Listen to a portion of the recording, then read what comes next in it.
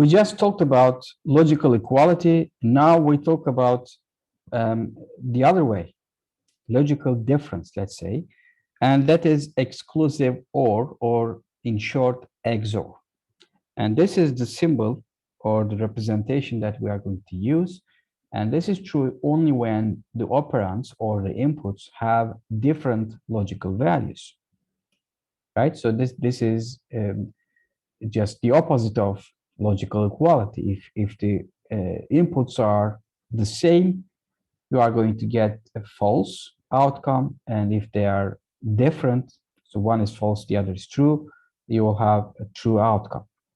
And in that sense, it's the negation of the biconditional, right? So XOR is the negation of the biconditional. And I can write this as the negation of P if and only if Q.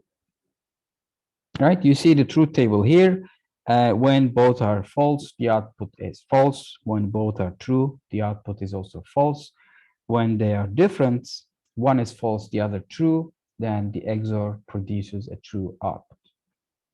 Another way to write P XOR Q is this: P and not Q, or not P and Q. So this is evident, and it refers to these two scenarios where, in fact, this refers to P being true and Q being false, or this refers to this, P being false and Q being true. Now, this there's a subtle point here. The exclusive OR is named as such to emphasize the difference between itself and disjunction. Disjunction, as you may recall, is the plain OR, right? P or Q, that's disjunction. And why do we say exclusive OR here? And this is different than the OR we know. And the difference might be more subtle in natural language when we talk daily, okay? So when we use this in the context of a mathematical derivation or a formulation, there is usually no real ambiguity and everything is clear. But in natural language, you need to be a little bit careful about this. For instance, this seat is reserved for pregnant or disabled people. Now we use the word or here, and in fact, this or here is exactly the same or we use in propositional logic, essentially disjunction. So what we mean by this statement is, if a person is pregnant or disabled or both, they can use this seat, right? This is what we mean by this or here, exactly, right? If this one or both, then it is true. On the other hand, let's take a look at this one.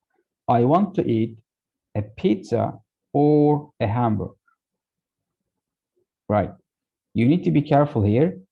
Well, it will be clear from the context usually, but in a general sense, what you will understand from this implicitly is one of these will be picked, but not both. So you will either have a pizza and not a hamburger, or you will have a hamburger, but not a pizza, like this one here. Okay, so you will pick one and you will not pick the other one. So this or here is not the or, the disjunction we talked about. It's actually XOR, exclusive OR, and this actually demonstrates why it's named as exclusive OR. When you pick the pizza, it excludes the hamburger, or if you pick the hamburger, it excludes the pizza. Okay, so that's a distinction you need to be careful about, let's say, translating natural language into logical form or vice versa.